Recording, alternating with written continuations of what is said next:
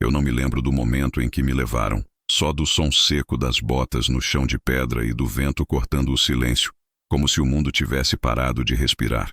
Eu me chamo Eloía, e fui a filha do governador Samuel Esteban Monteluna. Fui entregue como uma praga, uma doença viva, ao centro de uma aldeia apache. Eles me receberam com desconfiança e eu, pálida, ferida, com a alma estilhaçada, parecia mais um cadáver que ainda andava. Esta é uma história de humilhação, mas também de redenção. Uma narrativa que questiona o que é a verdadeira nobreza, a do sangue ou a da alma. Deixem seus nomes nos comentários e me digam, vocês acreditam que a bondade pode resistir, mesmo em um mundo de crueldade? A história que vou contar aconteceu em Tsacuim, no norte do atual estado do Arizona, no ano de 1876. Fui arrastada por soldados que me entregaram como um fardo indesejado a um povo que nada me devia, e que também não me queria ali. Fui deixada de pé, tremendo no meio de um círculo de olhos silenciosos. Um velho com penas na cabeça se aproximou e me examinou, mas ninguém me deu uma explicação. Por que meu próprio pai me entregou como punição? As perguntas queimavam por dentro, mas não encontravam voz. Eu já tinha desistido até de sentir fome, não comia havia dias. E ainda assim, algo naquele lugar parecia mais cruel do que qualquer cela fria. Ali, eu era nada, nem prisioneira, nem vítima, apenas nada. Quando a noite caiu, fui jogada dentro de uma tenda de peles. Um espaço escuro, sem cama, sem fogo, sem voz. O som seco de passos me fez tremer. E por entre as frestas, eu o vi pela primeira vez. Tacoma. Ele era enorme, cabelos longos como sombras, olhos duros como pedra, mas que por um segundo pararam em mim. E naquele segundo eu vi não piedade, não ódio, mas algo diferente, algo que eu também escondia. Ele deixou algo na entrada da tenda, um pequeno pedaço de pão feito de milho, e se afastou. Eu não toquei, não consegui. Meu estômago gritava, mas minha alma não deixava. Eu não queria nada dali. Eu só queria desaparecer. Na manhã seguinte, acordei do mesmo jeito, viva, mas esvaziada. O pão ainda estava lá intocado, e ao longe, entre as tendas, os olhares vinham novamente, não de curiosidade, mas de desprezo, como se minha presença ali fosse uma ofensa ao próprio solo. E talvez fosse, mas ninguém sabia o que havia acontecido comigo antes de chegar ali, nem mesmo Tacoma. Naquela noite, os anciãos se reuniram. Eu ouvi, escondida entre as sombras de minha tenda, com o coração apertado, esperando ser queimada viva. Eles falavam baixo, mas ouvi o suficiente para entender. Eles não sabiam o que fazer comigo.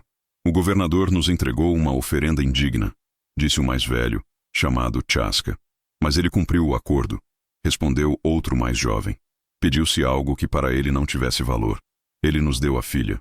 O silêncio caiu como tempestade. É um sinal, disse uma anciã. Quando se joga a carne de seu próprio sangue no deserto, os espíritos acordam. Mas um deles foi direto. Isso não é uma oferenda, é uma provocação. O nome de Tacoma foi citado, e por um momento, o tempo parou dentro daquele círculo. Ele pagará por ter quebrado os votos, mas cuidará dela. O silêncio dele será o fio que manterá essa teia no lugar. Eu não fazia ideia do que ele havia feito. Só sabia que agora ele estava ligado a mim, como se de alguma forma cruel e ancestral fôssemos espinhos fincados na mesma carne. Na manhã seguinte, os murmúrios começaram. Eu era a mulher que não comia, a mulher que não falava, a mulher que parecia já ter morrido, mas que insistia em respirar. Todos me evitavam, todos, menos Tacoma. Ele aparecia todos os dias, sempre no mesmo horário, sempre com o mesmo gesto. Deixava algo ao lado da entrada de minha tenda. Peixe fresco, uma raiz assada, às vezes uma flor do deserto, e ia embora sem olhar para trás. E mesmo assim, eu não tocava em nada. Era como se minha mente dissesse, se eu aceitar isso, aceito que estou viva, e eu não quero estar viva. Até que numa noite, enquanto o céu escurecia como sangue queimado, ouvi um canto. Era a voz de Tacoma, uma melodia antiga, triste, quase sagrada. Ele estava sozinho, perto do penhasco, com os olhos fechados e as mãos abertas para o céu. Eu parei ali, escondida, olhando de longe, e naquele instante percebi, ele não era o carcereiro, nem o algoz. Ele também era prisioneiro, preso dentro de si, preso por um erro que eu ainda não conhecia, mas que de alguma forma nos unia.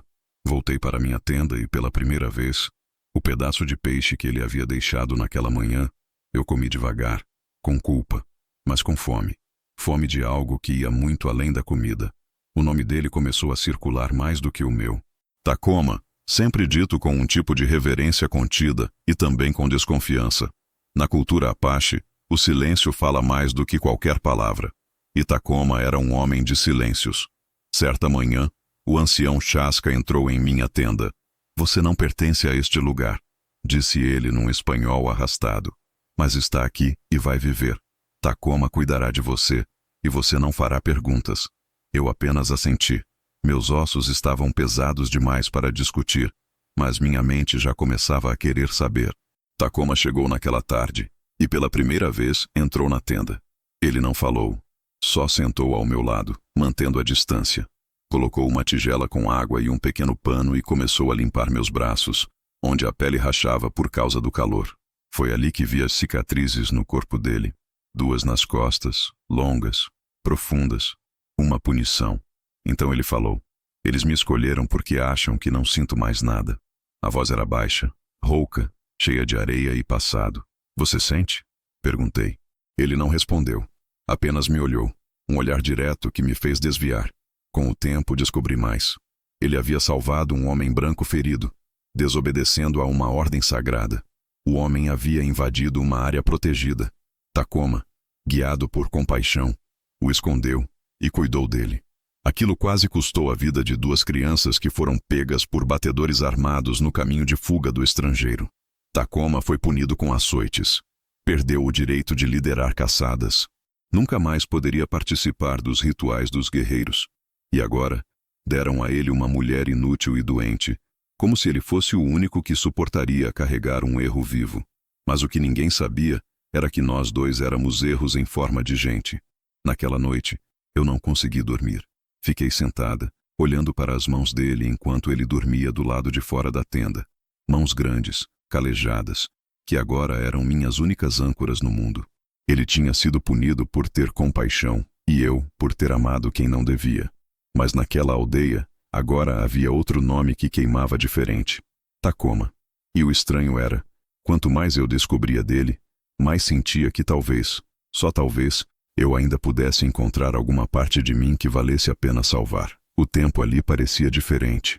O sol nascia devagar, mas queimava como castigo. As noites eram silenciosas, cortadas apenas pelo som dos grilos e das danças distantes.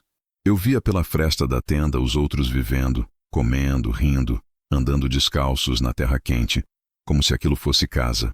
Mas para mim não era. A comida continuava vindo, sempre deixada com delicadeza, sempre por Tacoma, mas eu não conseguia comer. Era como se meu corpo rejeitasse tudo que vinha do mundo, como se cada mordida fosse uma traição ao que restava de mim. Ele nunca reclamava, nunca insistia, apenas deixava e ia embora. No terceiro dia, além do alimento, havia uma flor pequena, de cor intensa, com caule retorcido. Eu não a toquei, mas também não a joguei fora. As mulheres da aldeia começaram a me olhar com olhos estranhos. Não era pena. Era algo entre o medo e o desprezo. Uma noite, ouvi uma criança chorando. A mãe a puxou bruscamente e disse com raiva, apontando em minha direção: se não dormir, ela vai te levar. Eu havia me tornado um fantasma entre os vivos. Tacoma continuava a observar de longe sem falar, mas eu sentia quando ele estava perto. O ar ficava mais denso, o silêncio mais profundo. Até que num entardecer eu caí. Levantei para sair da tenda e o mundo rodou. Meus joelhos não sustentaram. A boca seca, a pele em fogo. Tudo escureceu num segundo. Quando acordei, havia folhas mornas sobre meu peito. Alguém cantarolava. Uma voz baixa, profunda, como uma oração. Era Tacoma. Ele me carregara até um lugar alto, afastado. Ali o vento batia diferente, mais frio, mais limpo. E ele estava ajoelhado ao meu lado, com os olhos fechados, como se pedisse desculpas aos deuses por mim. Fiquei olhando para ele, fraca, suada, confusa, e então sussurrei com a voz mais rouca que já saiu da minha boca. Por quê? Ele abriu os olhos, me encarou e respondeu com algo que eu nunca vou esquecer. Porque você ainda não acabou. Depois disso, me ofereceu água. E pela primeira vez eu aceitei. Bebi devagar, com medo, mas bebi. E por um instante só, o mundo parou de girar. Naquela noite, enquanto Tacoma me carregava de volta para a aldeia, algo dentro de mim se rompeu. Eu desabei nos braços dele. Comecei a delirar, a gritar, a me contorcer como se o deserto tivesse entrado em mim e estivesse me rasgando por dentro. Eu chorava, babava, torcia. Era como se minha alma estivesse tentando sair pela garganta, como se tudo que eu tinha sufocado por tanto tempo resolvesse sair de uma vez. Ele me levou de novo até o alto da montanha, mas agora me cobriu com mantas úmidas e folhas quentes por baixo, como uma espécie de casulo. Eu mal conseguia enxergar, mas sentia o cheiro da terra, do suor dele e da madeira queimada. E ali mesmo choveu. Não do céu, mas dentro de mim. Pela primeira vez, eu deixei a dor sair. Quando a febre passou e o céu começou a clarear, abri os olhos e ele estava lá, sentado de costas, olhando o horizonte, silencioso como sempre. Mas algo tinha mudado. A dor dele se encaixava na minha. Eu sentei com dificuldade. Meus braços pesavam, mas minha cabeça estava mais leve do que em meses. Olhei para ele, e pela primeira vez tive coragem de encará-lo diretamente. Por que você me ajuda? Perguntei com voz fraca. Ele virou apenas um pouco o rosto. Seus olhos não tinham raiva nem pena. Tinham um reconhecimento. Porque quando te olhei, vi minha própria dor. Fiquei quieta, não sabia o que responder. Então ele completou, olhando o horizonte. O deserto não mata quem está ferido. Ele mata quem mente sobre a própria dor. Eu senti um arrepio. Ali, pela primeira vez, não senti vergonha. Não por estar suja, fraca, quebrada. Porque ele não me olhava como uma coisa suja. Ele me olhava como alguém que entendia. Na descida da montanha, Tacoma me ofereceu a mão. Eu hesitei, mas peguei e caminhei ao lado dele, fraca, mas de pé. Depois daquela noite, algo mudou entre nós. Não de forma visível. As pessoas da aldeia ainda me olhavam com receio. Mas algo dentro de mim começou a respirar. Voltei para minha tenda com passos lentos, mas firmes, e comecei a comer. Não por fome, mas por uma decisão silenciosa. Tacoma vinha todos os dias, sempre com algo nas mãos. Aos poucos ele começou a ficar. Sentava perto da entrada da tenda e falava pouco, quase nada. Foi aí que comecei a notar. Ele falava mais quando estava em silêncio. Um dia, ele me contou sobre a mãe. Minha mãe morreu quando eu nasci. Era branca. Fugiu da cidade. Veio com meu pai para o deserto. Ninguém nunca perdoou ela por isso. Fiquei olhando para ele, surpresa. Eles a enterraram longe. Não deixaram nem que o corpo ficasse entre os nossos. Tacoma passou os dedos pela cicatriz no antebraço. Dizem que sou meio sangue. Um erro que respira. Nunca tive lugar. Nem aqui, nem com os brancos. A forma como ele disse isso sem raiva, apenas como quem aceita o peso do mundo, fez algo se prender em minha garganta. E por que você não foi embora? Ele me olhou pela primeira vez naquela noite, os olhos profundos, marcados pelo sol e pela dor. Porque o deserto me conhece e eu conheço ele. Aqui, pelo menos, sei onde doem as pedras. Eu não consegui dizer nada. Só deixei uma lágrima escorrer, e ele não desviou o olhar. Minutos depois, ainda com o rosto virado para o fogo, sussurrei. Você é o primeiro que não sente pena de mim. Ele fechou os olhos. Apenas isso. Mas naquele gesto, eu entendi tudo. Pela primeira vez em meses, alguém me via como igual. Não como vítima, nem como ameaça, mas como alguém inteira, mesmo estando quebrada. No dia seguinte, ele me levou até a beira do rio. Fiquei sentada em uma pedra vendo a água correr. Ele se afastou, mas ficou por perto, me dando espaço, me dando escolha. E ali sozinha, eu comecei a lavar os braços, os pés, o rosto, e ao olhar meu reflexo na água, pela primeira vez, eu não me odiei. Foi sutil no começo, como quando a chuva cai devagar depois de meses de seca. O deserto começou a mudar, e eu também. As chuvas chegaram, poucas, mas suficientes para quebrar a rigidez do chão e fazer brotar pequenas flores entre as pedras. O vento deixou de ser apenas pó e passou a trazer cheiro de vida. E meu corpo começou a acordar. Eu comia ainda pouco, mas com vontade. Minha pele ganhou cor, minhas mãos deixaram de tremer. Meus cabelos, antes sujos e grudados, começaram a brilhar sob o sol. As mulheres da aldeia começaram a me chamar, a princípio, por obrigação, Mas aos poucos, por curiosidade, aprendi a costurar com elas, a moer milho, a fazer tortilhas no fogo de pedra. Era difícil no começo. Eu queimava os dedos, errava a medida da água, mas Tacoma aparecia à distância e eu via o canto da boca dele quase formando um sorriso.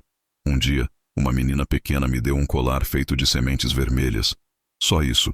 Entregou e saiu correndo. Mas foi como se o próprio deserto tivesse me dado um abraço. Comecei a sorrir, e pela primeira vez, as crianças riam perto de mim sem medo. O dia em que dancei com elas ao pôr do sol, percebi que meus pés não estavam mais presos ao chão. Eu não era mais um peso morto naquela aldeia. E Tacoma? Ah, Tacoma. Ele continuava firme, silencioso, sempre observando, mas seu olhar já não era apenas de cuidado. Era mais.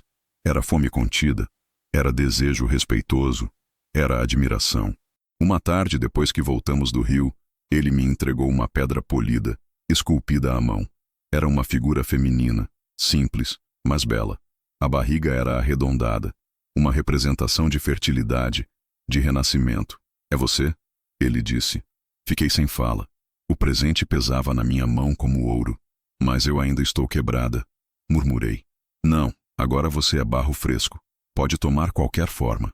E ele disse isso com o rosto sério, sem tentar me convencer, apenas me mostrando como me via. Eu sorri, e foi ali que senti pela primeira vez um calor no peito que não era dor. Era desejo. Não apenas físico, mas aquele tipo de desejo que vem da alma de querer existir no olhar do outro. E eu existia no olhar dele. Naquela noite, me deitei sobre a manta de pele, sozinha, mas desperta. Meu corpo não era mais um campo de batalha, era território fértil. E pela primeira vez em muito tempo, eu fechei os olhos com paz, mas também com um anseio que queimava. A noite mais quente do verão caiu sobre o deserto como um cobertor de fogo. Eu não dormia. Me levantei em silêncio. Atravessei a aldeia como uma sombra viva. Ninguém estava acordado, só o vento sussurrava. Quando cheguei à tenda dele, parei. Mas eu sabia. Ele também estava acordado. Entrei. A tenda cheirava a madeira, terra e pele. Fiquei de pé diante dele, tremendo, não de medo, mas de nervosismo. Ele se levantou lentamente, alto, quente, com os olhos fixos nos meus. Não havia nada de agressivo nele, nenhuma pressa. Dei um passo e outro. Ele não se moveu, apenas esperou. Toquei o rosto dele com as duas mãos. Ele segurou meus pulsos com firmeza, mas com cuidado. E então aconteceu. Nos beijamos. Mas não foi só um beijo. Foi uma entrega. Uma ponte entre duas dores. As mãos dele desceram pelas minhas costas, me puxando com força, colando nossos corpos com uma urgência silenciosa. Tiramos nossas roupas devagar. Cada toque era um pedido de desculpa pela dor do outro. Cada gemido abafado era um "eu estou aqui". E quando ele me deitou sobre a manta e se deitou sobre mim, eu renasci. Fizemos amor sem pressa. E nos olhos dele, entre um suspiro e outro, eu vi respeito. Naquela noite, o mundo parou para ver dois corações cansados se encontrarem. E quando acordei, horas depois, com a cabeça sobre o peito dele, o sol ainda não havia nascido, mas dentro de mim já havia luz. A vida na aldeia havia deixado de ser castigo. Eu acordava cedo, lavava o rosto, sorria com as crianças, colhia flores. Tacoma e eu não falávamos do que havia acontecido entre nós, mas era como se o próprio deserto soubesse. Os olhares mudaram. Taka andava comigo ao lado do fogo, não como protetor, mas como igual. Mas a cidade nunca esquece. Na manhã mais fria daquele mês, a aldeia acordou com a chegada de um mensageiro do governador, meu pai. Ele entregou um envelope selado ao ancião Chaska. Tacoma estava ao meu lado. Quando terminaram a leitura, Chaska me chamou. Eloía, teu pai exige que você volte para a cidade imediatamente. Senti meu estômago afundar. Por quê? Perguntei. Chaska hesitou, mas respondeu. Ele soube que você está viva, que está diferente, saudável, bonita. Um homem rico, amigo do teu pai, viu um retrato teu, quer casar, quer te mostrar em sociedade. Diz que te perdoa. Eu não vou voltar. Não cabe a você decidir, disse o mensageiro. Você é a propriedade do seu pai. Tacoma então levantou o rosto. Ela não é propriedade de ninguém.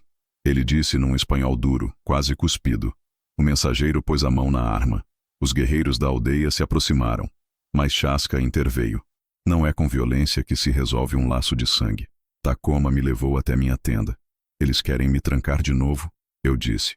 Eu sei. Você me curou. Mas agora eles querem me transformar em vitrine. Tacoma ficou em silêncio, e aquilo doeu mais do que qualquer palavra.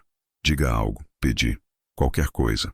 Ele me olhou e nos olhos dele havia medo. Se eu lutar por você, sussurrou, a aldeia vira contra mim.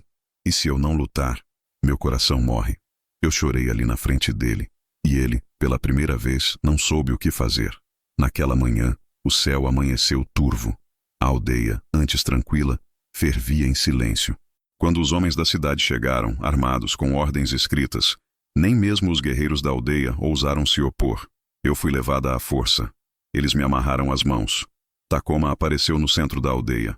Não encoste nela, ele disse. Mas era tarde. Fui arrastada até o cavalo. As mulheres da aldeia choravam. Eu só chorei quando olhei para trás e vi Tacoma ajoelhado, com as mãos enterradas na areia, como se tivesse arrancado o próprio coração. Mas o deserto me conhecia e eu conhecia ele. Naquela mesma noite, com os pulsos ainda feridos e os pés sangrando, eu fugi sozinha, sem comida, sem direção.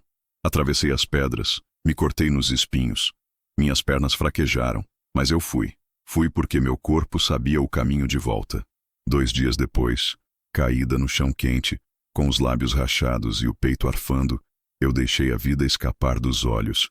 E então senti braços ao meu redor, fortes, quentes, seguros. Era Tacoma. Ele me encontrou mesmo sem saber por onde eu tinha ido, porque meu cheiro, minha dor e minha ausência falavam mais alto que o vento. Me carregou até a aldeia de novo. Os anciões estavam em choque, mas não disseram nada. Chaska, o mais velho, chorou ao me ver. Ela voltou por nós, e nós não soubemos vê-la. Ele disse. Naquele dia, uma nova tenda foi erguida, não de punição, mas de união. E naquela terra onde antes eu era um erro, eu fui abençoada. Meses depois nasceu ela, a filha que o vento trouxe, com os cabelos dourados do pai e os olhos tristes, mais lindos, da mãe. As crianças a chamam de Maika, que em Apache significa respeito, e quando a vejo correndo pelos campos, livre entre as flores do deserto, sei que tudo valeu, porque eu morri uma vez, mas renasci no amor de um homem que nunca me prometeu nada, apenas ficou. E isso foi mais do que tudo.